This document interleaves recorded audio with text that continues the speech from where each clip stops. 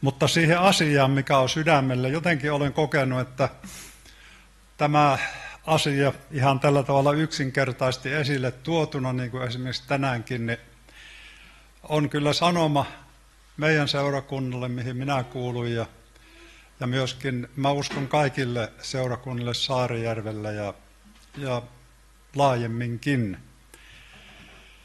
Ja haluaisin siteerata tähän alkuun ensin tällaista tuttua laulua, joka ikään kuin vie meitä siihen aiheeseen.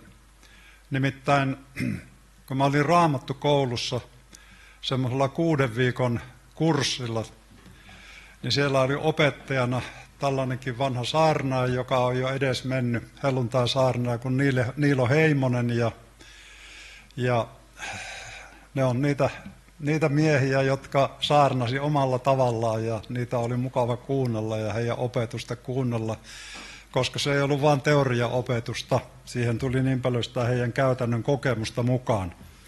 Niin hän on tehnyt tämmöisen laulun, tämä Niilo Heimonen, jossa on tällaisia sanoja, että oi Herra, anna tultasi ja puhdista sun kultasi. Polta kaikki kuona pois, et sinun kuvas meissä ois. Älä anna sammua, vaan lisää yhä enemmän tulta meidän sydämiin, alttarille palamaan. Ja sitten on tämä kerto, tulta, tulta kaipaamme, tulta Jumalan, sielujamme voitamme hengen voimalla. Isä, anna tultasi sydämihimme, polta kaikki tuhkaksi oma voimamme. Siinä on sitten muitakin säkeistöjä, mutta en niitä ala enempää tässä lukemaan, mutta jotenkin tämä Jumalan tuli on niin kuin sydämellä. Tämä on se tärkeä asia Jumalan omilla ja Jumalan seurakunnissa, että se Jumalan tuli voisi palaa. Raamattu kun puhuu tuleesta, niin se puhuu sitä hyvin monella tavalla. Se tuo ilmi sen kautta jopa Jumalan kirkkautta ja ihan Jumalan vihaakin kuvataan tällä Jumalan tulella ja monia tämmöisiä muita asioita, joita ei niin kuin tässä nyt käsitellä. Mutta tuli on semmoinen asia ja Jumalan tuli, että se myöskin puhdistaa meitä Jumalan omia, Jumalan lapsia. Pyhä henki on Jumalan tuli. Ja kun me ajatellaan tänään tätä Jumalan tulta, niin se on enemmän niin kuin tästä Jumalan pyhän hengen näköpiiristä ja suunnasta katsottuna. Ja siihen kuuluu silloin pyhän hengen kaste, pyhän hengen täyteys, armolahjat, kaikkenainen pyhän hengen vaikutus niin kuin siinä seurakunnan elämässä, sen työssä, evankeliumistyössä, opetustyössä, ihan kaikessa siitä me ollaan riippuvaisia tästä Jumalan pyhän hengen tulesta. Ja on semmoinen yhtye kuin Peisin Helen, joka nyt taitaa olla lopettanut, mutta heillä oli jossakin biisissä semmoinen kohta, jossa sanottiin, että kun tuli sammuu, niin sali tummuu. Ja kuinka se onkaan totta myöskin ihan hengellisesti ajatellen, että jos seurakunnan elämästä niin kuin pyhän hengen tuli sammuu, eikä se siellä vaikuta, niin se on totta, että se sali tummuu. Siellä ei ole sitä Jumalan läsnäoloa sillä tavalla kuin voi olla. Ja siellä niin kuin ei ehkä koeta myöskään sitä iloa, mitä niin kuin pyhä henki voi tuoda sydämeen, koska pyhä henki tuo sen Jumalan valtakunnan ilon, pelastuksen ilon sinne meidän sydämiin. Ja voi kun se on niin tärkeä asia tämä Jumalan tuli. Ja tämmöinen mies, joka huomenna täyttää 76 vuotta, niin kyllä mä sitä kaipaan tähän loppuelämään. Ja mä uskon, että te, jotka olette kaikki minua niin paljon nuorempia, niin te kaipaatte sitä. Ja ainakin toivon, että kaipaisimme kaikki tätä Jumalan pyhän hengen tulta sinne meidän sydämeen, meidän elämään palaamaan. Jostakin kuuli semmoisen, tämä nyt on ehkä tämmöistä, tässä on vähän ehkä luetaan Raamattua, jotakin voi tulla esille. Mutta kuulin semmoisen hauskan jutun. En tiedä, onko tosi, mutta siinä sanottiin, että jollakin paikkakunnalla syttyi kirkko tuleen ja niitähän joskus poltetaan ihan tahallaan. Ja sitten kun sitä oltiin sammuttamassa, niin siellä oli myös semmoinen mies, jota ei niin kuin kirkossa näkynyt kovinkaan usein.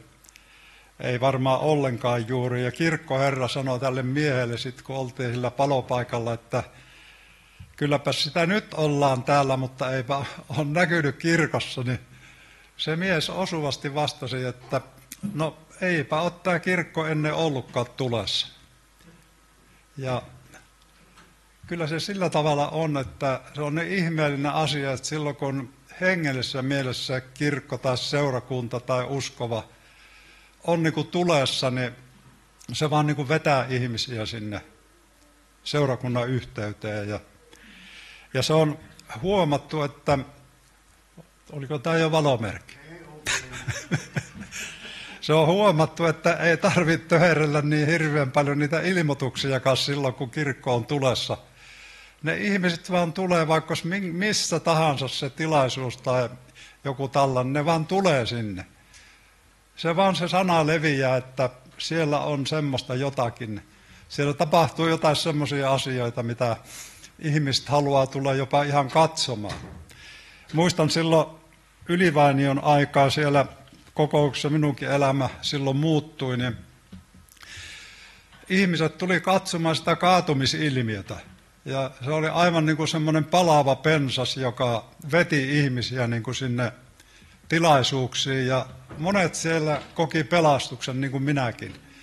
Että kyllähän herätyksen aikoina on ollut kaikkina aikoina tällaisia erityisiä ilmiöitä liittyy niihin herätyksiin. Ja joskus jopa sitten näiden tämmöisten ilmiöiden takia jotkut hylkää sen herätyksen, mikä on Jumalalta tullut. Esimerkiksi helluntai-seurakunnista kaikki ei halunnut ottaa Niilo Ylivainiota vastaan tämän kaatumisilmiön takia. Ja se on suuri vahinko. Siinä vähän niin kuin heitetään lapsi pesuveden mukana. Niin kuin katsotaan vääriä asioita, eikä sitä ydintä, että se on kuitenkin Jumalasta ja ihmisiä pelastuu. Ollaan niin kuin valmiita hylkäämään oman mielipiteen takia se, mitä Jumala voimakkaasti tarjoaa niin kuin ihmisille tällaisenkin asian kautta. Jeesus sanoi siellä Luukkaan evankeliumissa luku 12 ja 49, tulta minä olen tullut heittämään maan päälle ja kuinka minä tahtoisinkaan, että se jo olisi syttynyt. Tämä oli Luukas 12.49.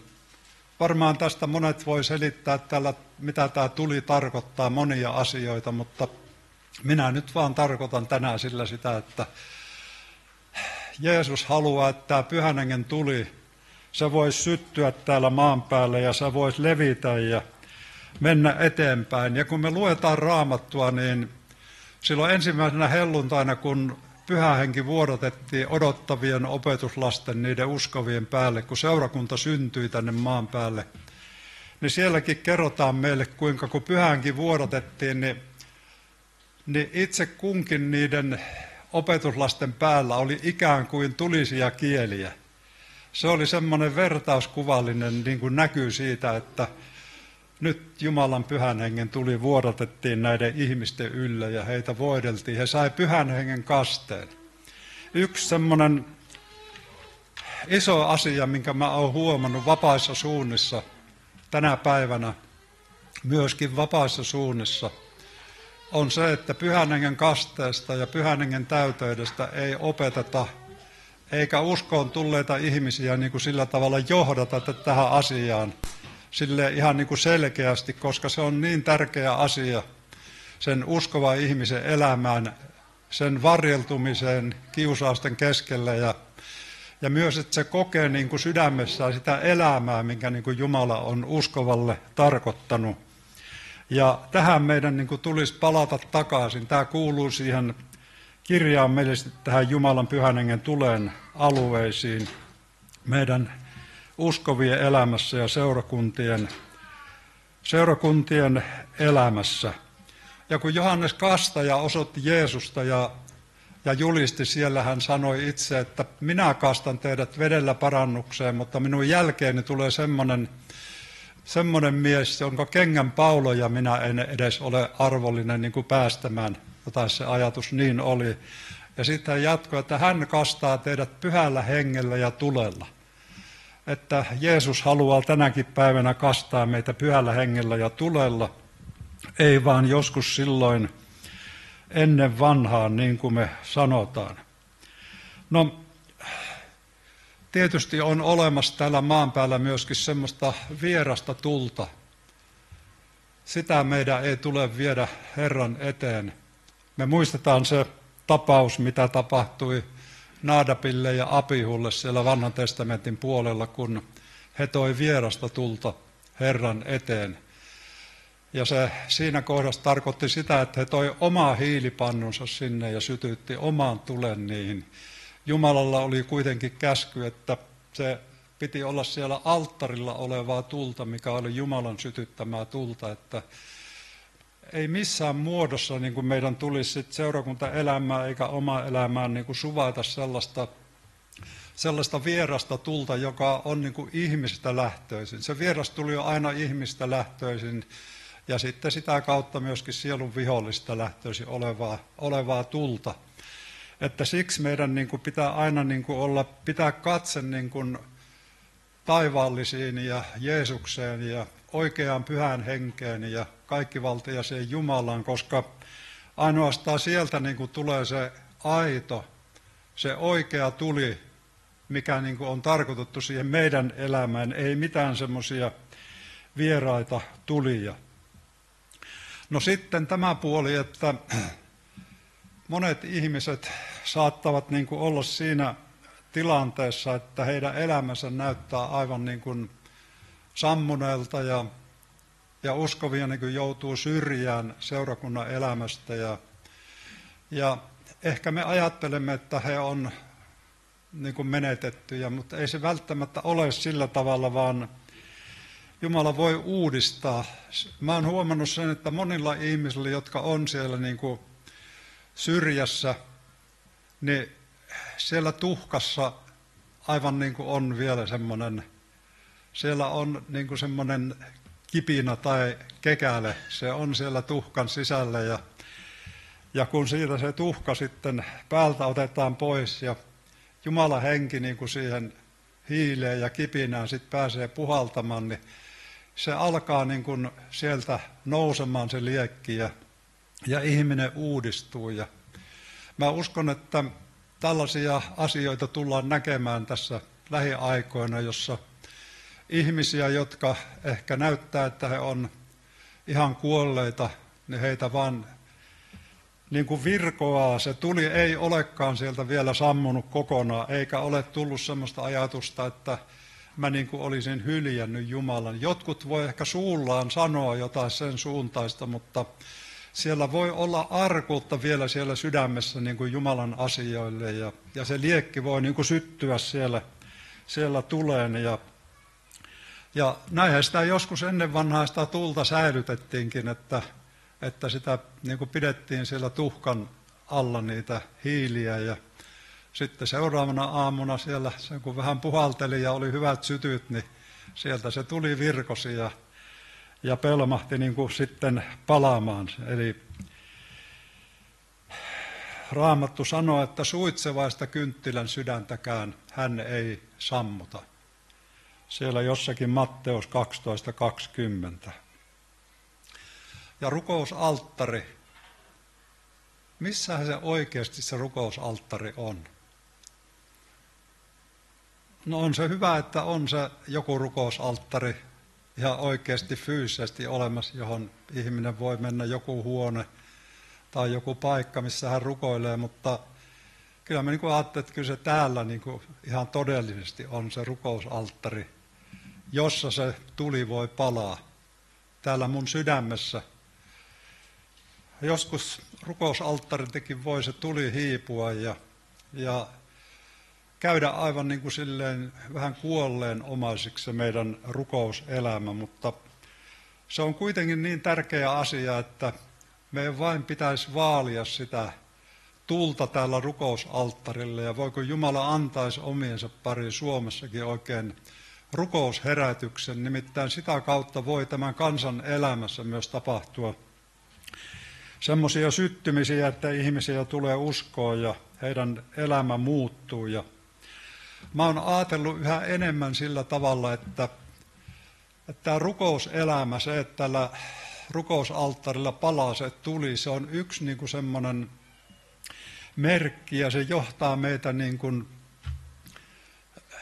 näyttämään niin kuin kaikkivaltialle Jumalalle ja Jeesukselle niin kuin sen ensirakkauden, mikä meidän sydämessä on. Yksi rukouselämän tärkeä asia on tämä, että sitä on herkempi niin kuin, ja parempi ja mukavampi toteuttaa, kun se ensirakkauden tuli palaa täällä meidän sydämessä rukousalttarilla.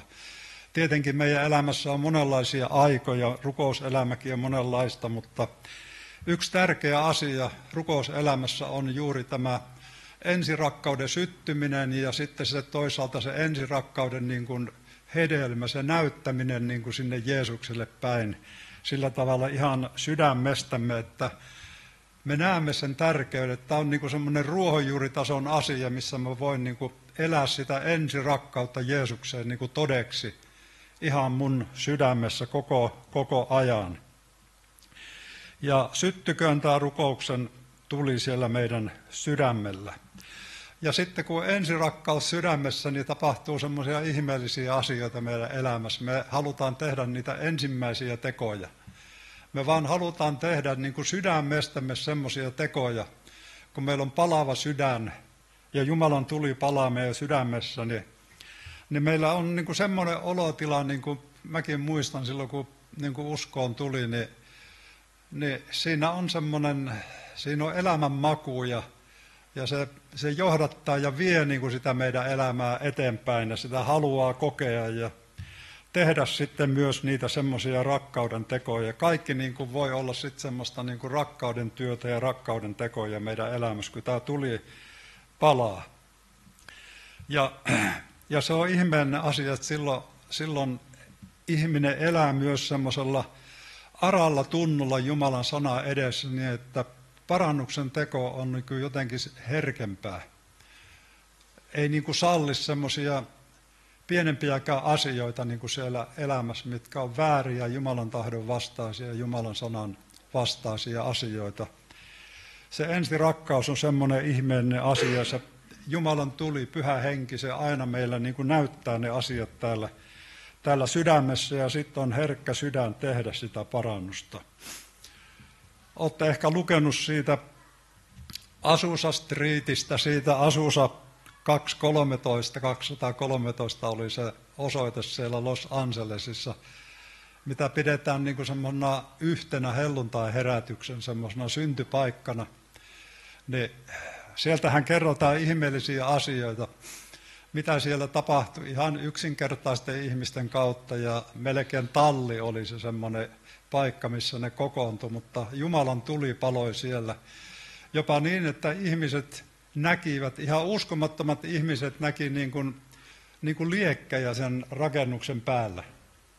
Ja se oli semmoista Pyhän Hengen vuodatuksen aikaa ja Jumalan tulet paloivat ja jopa niin, että täältä Pohjoismaistakinhan meni sitten monia ihmisiä, pastoreitakin sinne, muun muassa tämä metodistipastori Paul Parrat, norjalainen pastori, ja hän koki siellä Pyhän Hengen kasteen, ja kun hän tuli tänne Norjaan takaisin, niin sielläkin syttyi nämä tulet sitten palaamaan, nämä Pyhän Hengen tulet, ja tämä samainen metodistipastori Paul Parrat, aivan kuin oli tuomassa tätä tammosta tulta, myös herätyksen tulta tänne Suomeen, ja se oli ihmeellinen asia, että tämän Paul Parratin pastorin kutsui tänne Suomeen, jotka kutsuivat, ne oli vanhoillislestadiolaisia naisia. Että näin ne vaan on ihmeellisiä nämä asiat. Ja niin se alkoi leviämään täällä ja yhä enemmän voitti ihmisiä ja alkoi syntyä uusia seurakuntia ja Pyhän Hengen kasteesta opetettiin ja Pyhällä Hengellä täytyttiin. Ja se tuli niin kuin meni voimakkaalla tavalla eteenpäin juuri siitä syystä. Joskus mä kuulin, kun vertailtiin jotakin toista herätysliikettä tai kirkkokuntaa Suomessa helluntai-herätykseen, niin että miksi vaikka se toinen on vanhempi liike täällä Suomessa, miksi se ei ole kasvanut sillä nopeudella kuin helluntai-herätys, niin vastaus oli se, että ei opetettu Pyhän Hengen kastetta eikä täytytty Pyhällä Hengellä.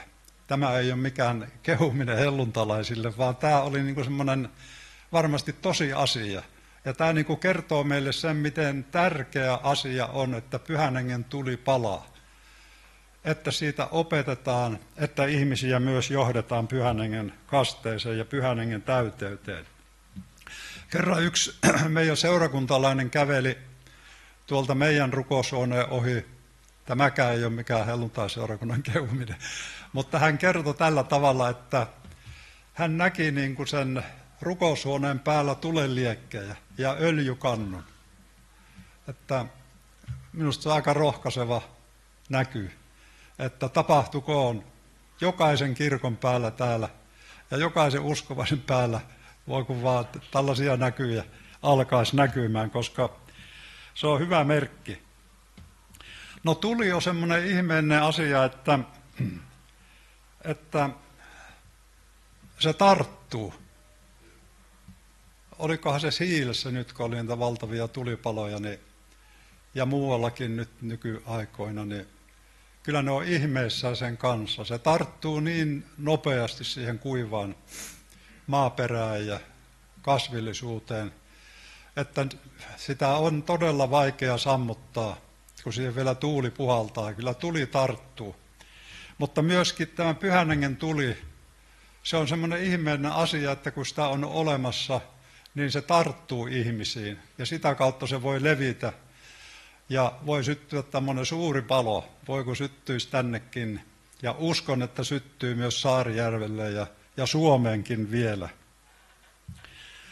Mullakin on omakohtaisia kokemuksia. Yksi ihan semmoinen, että vieläkin vapisuttaa, kun ajattelee sitä, kun asuttiin tuolla Korsossa, oli silloin Helsingin pitäjää, nykyistä Vantaan kaupunkia, niin mä olin yksin kotona, Marilena oli Helsingissä töissä sairaalassa ja se oli kevätaikaa ja kaunis auringonpaiste ja oli semmoista kuloheinää, sitä oli pitkään siinä.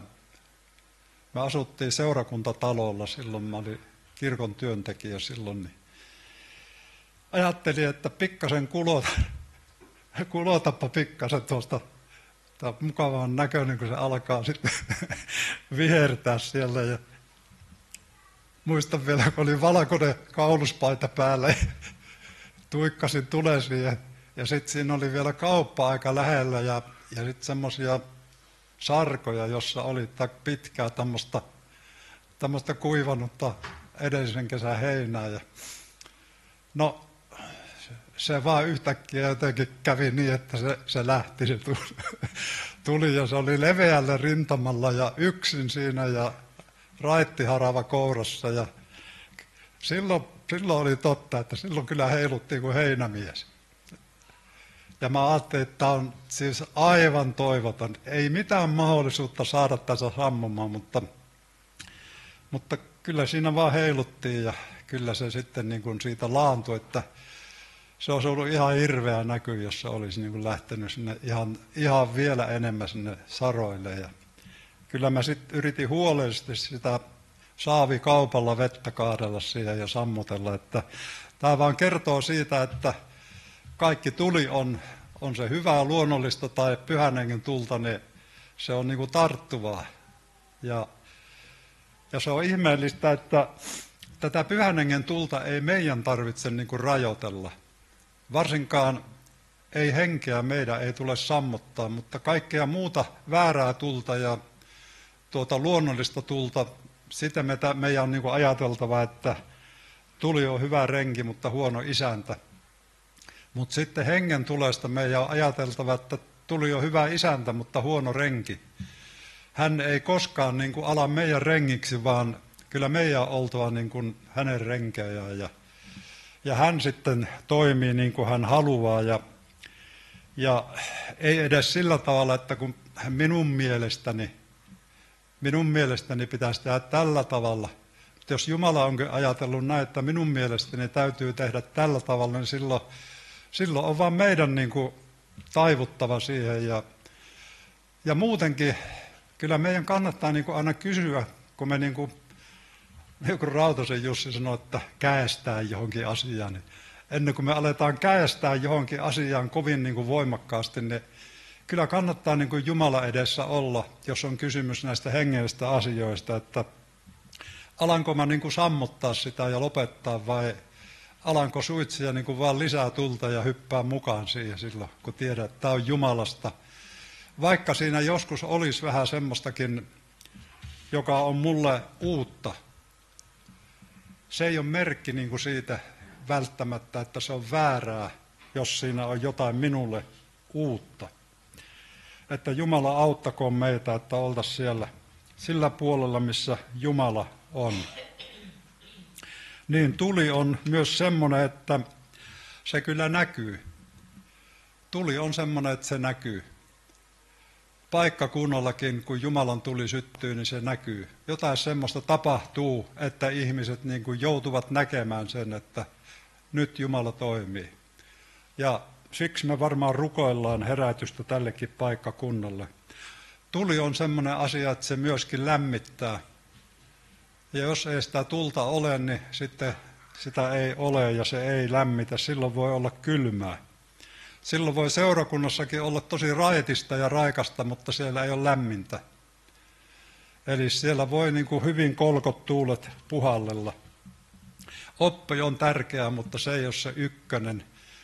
Siihen täytyy liittyä myös Pyhän Hengen tuli ja Pyhän Hengen voima ja Pyhän Hengen johdatus, jos me ajatellaan, että se myöskin vetää ja lämmittää muita ihmisiä puoleensa. Itse muistan, kun on ollut tuolla sissi- ja tiedustelukomppaniassa armeijassa ja siellä ollaan paljon metässä ja jopa opetellaan olemaan vihollisen selustassa ja paljon ollaan tekemissä tulien kanssa ja opetellaan tekemään tulia. Ja on semmoisiakin tulentekovälineitä mukana, että ne on niin kuin tulitikkuja, vaan ne on jotain vähän semmoisia toisenlaisia. Ja mä muistan kerran semmoisen vaarallisen tilanteen siellä armeijassa, kun oltiin nukkumassa sissiteltassa ja siellähän on aina se kipinä Mikko, joka vahtii sitten, pitää tulta yllä ja muutenkin, että ei tuli pääse leviämään. Ja yhtäkkiä niin kuin minut herätettiin, niin kuin joku olisi niin kuin herättänyt ja oli heti niin kuin selkeä ihan ja tajusin ja näin kaiken. Ja huomasin, kipinä Mikko oli ihan hervottomana, se oli torkahtanut. Ja ei se ollut vielä niin vakava, mutta se oli vakava, että tuli oli leviämässä siinä teltassa niin, että se alkoi nuoleskella jo ensimmäisiä makupussien pohjia. Ja sitten sammutin ensin sen tulen, herätin hiljaa sen kipinä Mikon, sillä joukkueen johtaja Kapiainen nukkui samassa teltassa ja yritin olla kovin hiljaa. Silloin olisi ollut pahat seuraukset sille kipinä Mikolle. No, menin sitten takaisin nukkumaan ja varmaan se sitten oli loppuyö hereillä sitten. Ja, että tuli on tämmöinen asia. Se leviää todella herkästi tässä mielessä. Mutta oikein haluan korostaa myös sitä, että myös tämä hengellinen tuli, Jumalan tuli, se haluaa levitä ja se voi levitä ja siitä on vaan hyviä asioita. Kuinka moni teistä tykkää muuten tulilla istuskella ja sytytellä tulia? On niitä täällä. Mä luin semmoisen jostakin tuolta Facebookista tai jostakin, että puulämmitys pitää ikäihmiset virkeänä. Kyllä, minäkin kyllä olen just sitä mieltä ja se on ihan mukavaa istuskella tulilla. Ja kun Lapissa on eletty ja sieltä tänne on tultu Enontekiöltä, missä ne nyt myllää niitä kairoja tämän ison NATO-sotaharjoituksen tiimoilta, ihan siellä missä me asuttiin, niin siellä on niin hauska juttu. Yksi poromies sanoi, että Etelän mies tekee ison tulon ja menee kauas, ja Lapin mies tekee pienen tulon ja menee lähelle. No, oli nyt sitten pien tuli tai iso tuli, niin kyllä se meillä on tärkeää, että voitaisiin olla siellä, missä Pyhän Hengen tuli palaa, ja että meihin voisi syttyä tämä Pyhän Hengen tuli. Tuosta, että tuli puhdistaa, niin siellä meidän Timolla oli semmoinen ylistysryhmä, joka Saarijollekin vieraili useinkin. Sen nimi oli Kaski. Ja mä kysyn Timolta sitten, että mitä se tarkoittaa, miksi teillä on semmoinen nimi kuin Kaski. Niin sanoi, että hän katsoi jostakin Wikipediasta, että kaski tarkoittaa puhdistaa polttamalla. No setähän se kaskeaminen jotakin on. Mutta Pyhän Hengen tuli meissä, jopa seurakunnan elämässä, niin se on semmoinen puhdistava asia, koska Pyhän Hengen tuli on todella pyhä tuli. Ja se aina haluaa näyttää sen, mikä on väärää, ei ole Jumalan tahdon mukaista ja ohjata meitä oikeaan. Ja silloin tulee aina tehdä parannus.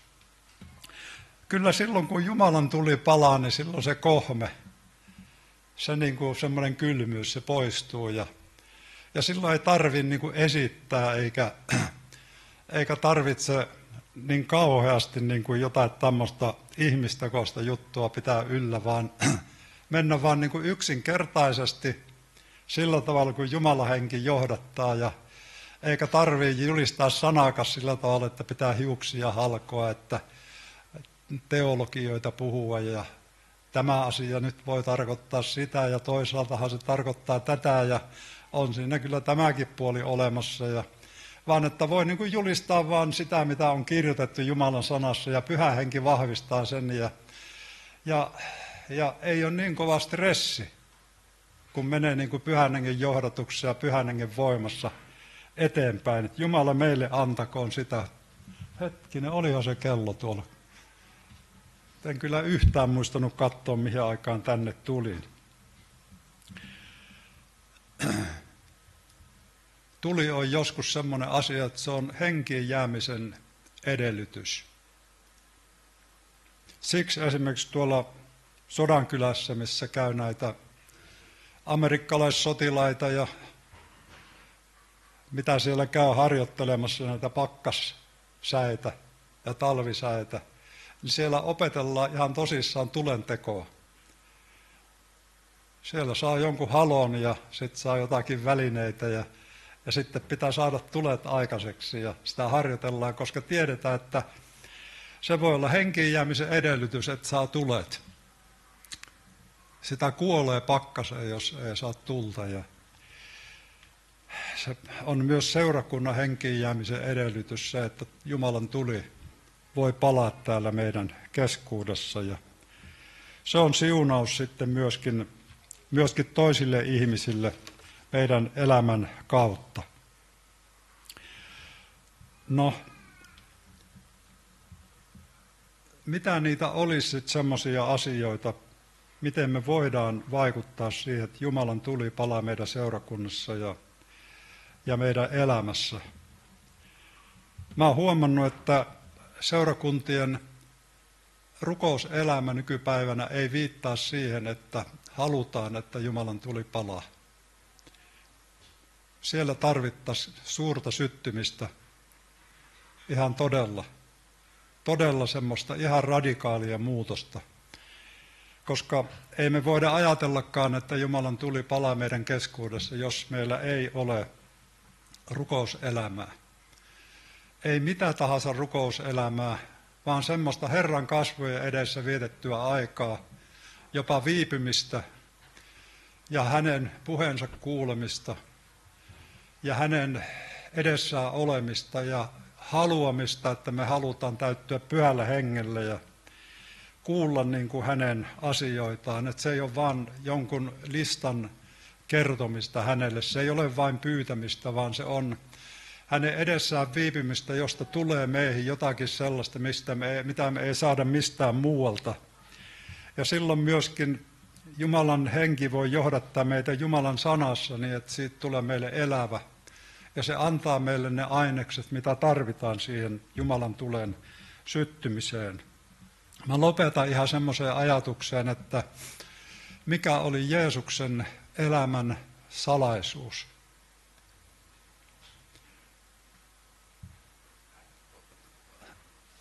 Voisin ehdottaa semmoista kotitehtävää teille. Se koskee evankeliumien lukemista. Niitä on 4 tuolla Raamatussa. Etsikää sieltä 15 kohtaa, joissa Jeesus rukoili.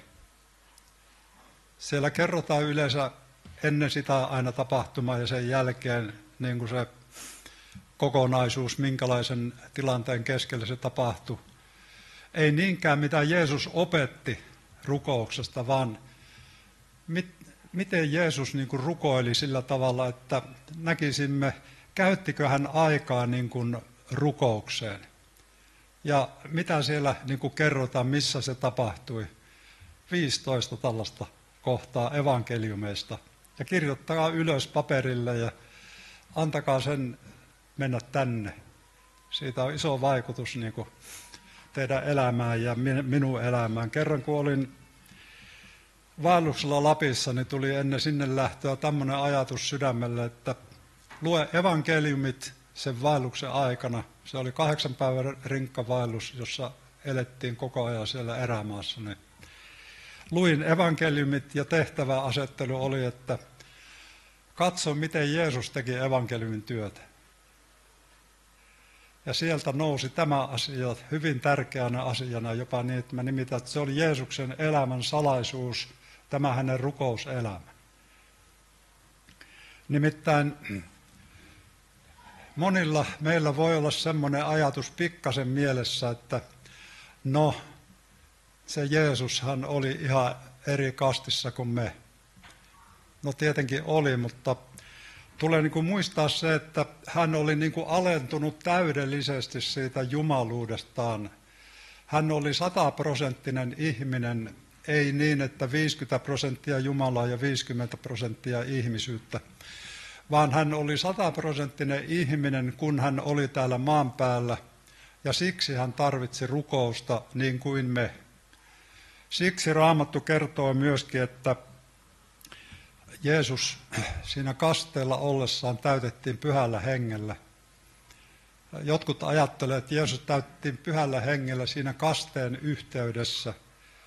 Meitä ei pyhällä hengellä täytetä koskaan pääsääntöisesti sillä tavalla, että se liittyy siihen kasteeseen, vaan se on ihan erillinen asia. Jeesuksestakin sanotaan, että hänen vedestä noustuaan, niin hän koki sen pyhän hengen täyteyden. Se on erillinen asia. Ja miksi hän tarvitsi tätä pyhän hengen täyteyttä? Siksi, että hän oli 100% ihminen. Hän oli niin kuin täysin pyhästä hengestä riippuen niin kuin mekin, ja siksi hän rukoili. Ja Raamattu sanoi, että niin kuin lapsilla on liha ja veri, niin hänkin tuli niistä osalliseksi. Hän on täydellisesti niin kuin samanlainen kuin mekin ihmisenä. Mutta tietenkin Raamattu sanoi, että vaikka hänet oli kaikessa kiusattu niin kuin mekin, niin kuitenkin ilman syntiä. Hän ei koskaan tehnyt syntiä. Jos hän olisi tehnyt syntiä, ei hän olisi voinut olla meidän syntien sovittaja. Mutta Raamattu sanoo, että hänet havaittiin olennaltaan sellaiseksi kuin ihminen. Ja tästä voisi paljonkin puhua, mutta tämä juuri on syy siihen, miksi niin kuin Jeesus rukoili. Miksi hän meni yksinäisyyteen, miksi hän eli rukouselämää. Ja jos kenessä, niin hänessä paloi tämä Jumalan pyhän hengen tuli.